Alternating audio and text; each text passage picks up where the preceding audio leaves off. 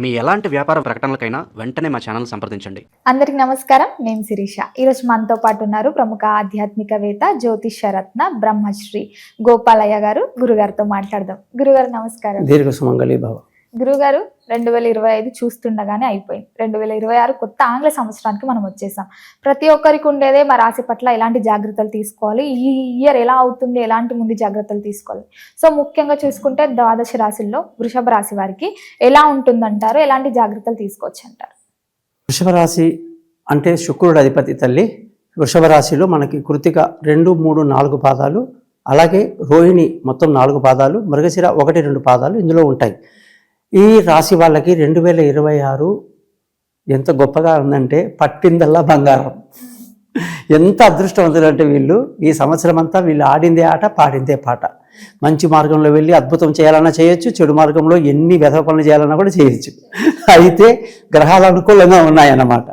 మీరు చూస్తుంటారు కొన్ని సినిమాల్లో విలన్ చెప్తాడు, ఈ పని చేస్తే దేవుడా నీకు ఉండిలో ఏం చేస్తానని. వాడు చేసేది చెడ్డ పని అయినా వాడి పని అయిపోతుంది, ఉండిలో డబ్బులు వేస్తాడు. దేవుడు అనేవాడు యూనివర్స్ అనేది నువ్వు ఏది కోరితే అది ఇస్తుంది. కాబట్టి ఈ వృషభ రాశి వాళ్ళకి 11వ ఇంట్లో శని మహా రాజయోగాన్ని ఇస్తున్నాడు. కాబట్టి వీళ్ళకి గురుబలం కూడా చాలా బాగుంది. కాబట్టి వీళ్ళు ఆడిందే ఆట, పాడిందే పాట. కాబట్టి ఈ వృషభ రాశి వాళ్ళకి శుభవార్తలు అందుకోవటం, విందులు వినోదాల్లో పాల్గొనడం, కీర్తి ప్రతిష్టలు పెంచుకోవటం, సన్మానాలు సత్కారాలు పొందడం, అన్నిట్లో సక్సెస్ అన్నమాట. గురుగారు, ముఖ్యంగా మరి వృషభ రాశిలో ఉన్న విద్యార్థులకు ఎలా ఉంటుందంటారు? ఈ విద్యార్థుల యొక్క అధిపతి బుధుడు అన్నమాట. ఈ బుధుడు అనేసి ఈ జాతకానికి చాలా సౌమ్యంగా ఉంటాడు. కాబట్టి ఈ సంవత్సరంలో వృషభ రాశి వాళ్ళు అత్యంత ఉన్నత స్థితిలో ఉత్తీర్ణులు అవుతారు. ఏమీ కష్టపడకపోయినా, కొంచెం కష్టపడ్డా కూడా శ్రద్ధగా ఎగ్జామ్ రాసి వస్తే రిజల్ట్ మాత్రం ఫేవర్గా ఉంటుంది. తెలివైన వాడు ఎలా ఉండాలి అంటే, బంతిని బట్టి రోహిత్ శర్మ ఎలా 6 కొడతాడో అలాగా టైం బాగున్నప్పుడు క్లాస్ ఫస్ట్లో చూపించి తల్లిదండ్రులకి అమ్మ నేను కూడా ఫస్ట్ రాగలను అని చెప్పే టైం ఇది. కాబట్టి ఇది వాడుకోండి. ఎలాగో ఫ్యూచర్లో మీరు చేస్తారో చేయరో తెలియదు, కానీ this is the best time for you to show your performance.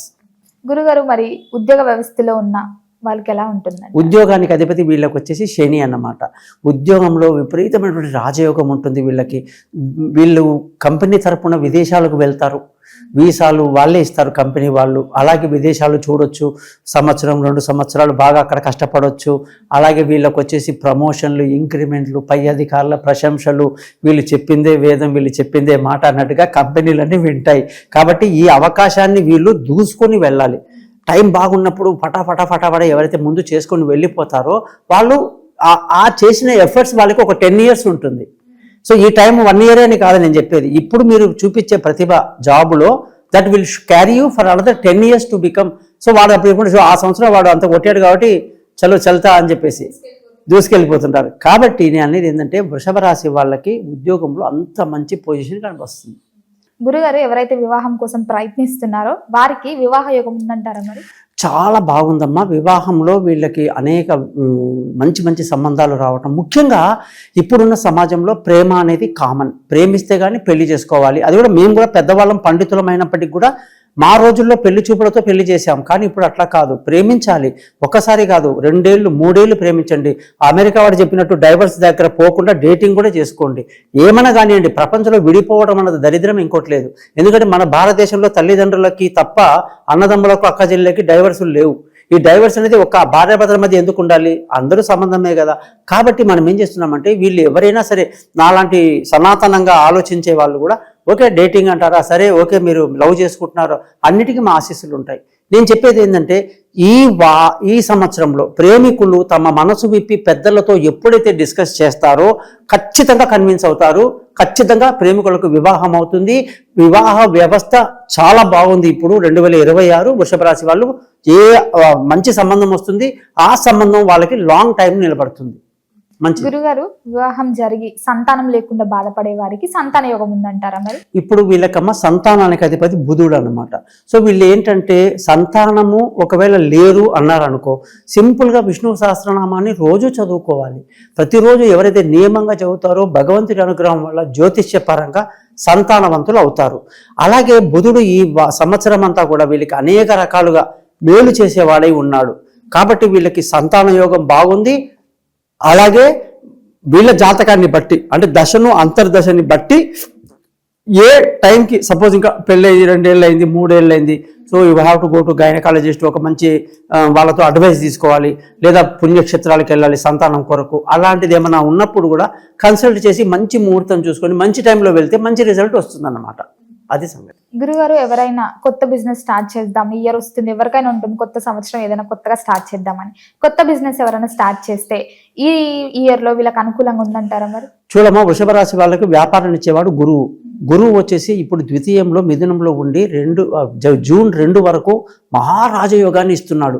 పట్టిందల్లా బంగారం. జూన్ 2 వరకు అక్కడ ఏ వ్యాపారం చేసినా అందులో లాభాలు ఉంటాయి. ఏది తెలియకపోయినా, సబ్జెక్ట్ నాలెడ్జ్ లేకపోయినా ఆ వ్యాపారంలో పైకి వస్తారు. ఆ జూన్ వరకు ఇచ్చిన గురువు వెంటనే 3వ ఇల్లు అంటే కర్కాటకంలోకి వెళ్తున్నాడు 4 నెలలకి, నవంబర్ వరకు. అక్కడ చాలా ఇబ్బంది పెడుతున్నాడు. అప్పుడు వృషభ రాశి వాళ్ళకు నష్టాలు ఎక్కువ. జూలై, ఆగస్ట్, సెప్టెంబర్, అక్టోబర్లో చూడకుండా ఉంటే మొత్తం వ్యాపారంలో ఎవరో దెబ్బ కొట్టేస్తారు. కాబట్టి నష్టాలు ఎక్కువ ఉంటాయి. మళ్ళీ నవంబర్ తర్వాత సంవత్సరం ఎండు వరకు సింహరాశిలో గురువు మళ్ళీ మహాలాభాన్ని, మంచి యోగాన్ని ఇస్తున్నాడు. ఇవి తెలుసుకొని ముందుకెళ్ళాలి. గురుగారు, మరి ఆర్థికంగా ఎలా ఉండబోతుందంటారు ఈ సంవత్సరం? ఈ సంవత్సరంలో వీళ్ళకి ఆర్థికానికి అధిపతి బుధుడు కాబట్టి మంచి ఫైనాన్స్ ఉంటుంది. అనుకున్న సమయానికి డబ్బులు వస్తాయి. కుటుంబంలో ఆనందం ఉంటుంది. ఆ ధనం వల్ల పిల్లల చదువుల పట్ల కూడా తల్లిదండ్రులు మంచి ఇంట్రెస్ట్ చూపిస్తారు. ఆరోగ్యపరంగా ఎలా ఉంటుందండి? ఆరోగ్యానికి వీళ్ళకి అధిపతి శుక్రుడే, రాశ్యాధిపతి శుక్రుడే కాబట్టి తినే ఆహారం పట్ల శ్రద్ధ వహించాలి. ఆహారం సమస్యలు ఉంటాయి, జీర్ణకోశ సమస్యలు ఉంటాయి, ఉబ్బసము, గ్యాస్ ప్రాబ్లమ్స్ ఇవన్నీ ఉంటాయి. కాబట్టి వాటి గురించి ఇప్పుడు పెద్ద పెద్ద జబ్బులైనా కూడా మనం మందు తీసుకుని తగ్గిపోతుంది. కానీ ఈ చిన్న చిన్న ప్రాబ్లమ్సే మన ప్రాణం తీస్తుంటాయి. ఈ గ్యాస్ ప్రాబ్లమ్స్ ఏ రోజుకి ఆ రోజు, ఏ పూట కాపూట మనం తినకూడదు తినడం వల్ల బయట ఏదన్నా. సో ఆహారం పట్ల జాగ్రత్తగా వహిస్తే వీళ్ళకి ఆరోగ్యం బాగుంటుంది. గురుగారు, ముఖ్యంగా ఈ వృషభ రాశి వారు ఎవరైతే విదేశాలకు వెళ్ళాలని చాలా మంది ఎక్కువ ఇంట్రెస్ట్ చూపిస్తుంటారు, మేము వెళ్ళాలి విదేశాలకి, చదువుల కోసమైనా, ఫ్యామిలీ సెట్టింగ్స్ ఏదైనా సరే కానీ, సో ఈ రాశి వారికి ముఖ్యంగా ఉందంటారా ఈ యోగం?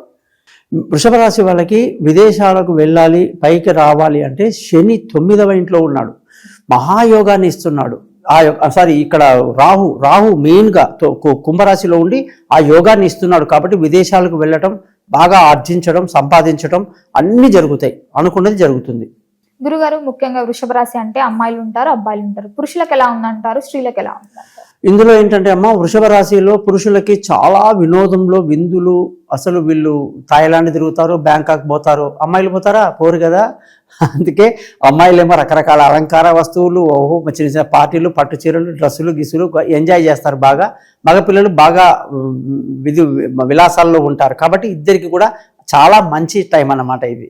గురుగారు, మరి ఈ ఇయర్ మొత్తం వాళ్ళు ఏ దైవాన్ని పూజించమంటారు, ఎలాంటి పరిహారాలు చేసుకోవచ్చు అంటారు? మెయిన్ అమ్మ శుక్రుడు అనేసరికి మనకి ఏంటంటే అమ్మవారు లక్ష్మీదేవి గుర్తొస్తుంది. కాబట్టి లక్ష్మీదేవి యొక్క మంత్రంలో అత్యంత ముఖ్యమైనది శ్రీ సూక్తం. శ్రీ సూక్తాన్ని ప్రతిరోజు వినండి, చదవండి. నోటికి వస్తే అది మీ అంత అదృష్టవంతులు ఇవ్వలేరు. పట్టిందల్లా బంగారం అనేది శ్రీ సూక్తం వల్ల వృషభ రాశి వాళ్ళకి ఖచ్చితంగా ఉంటుంది. గురుగారు, మొత్తం మీద 2026 వృషభ రాశి వారికి ఎలా ఉండబోతుంది, ఎలాంటి జాగ్రత్తలు తీసుకోవాలో తెలియజేసినందుకు ధన్యవాదాలు.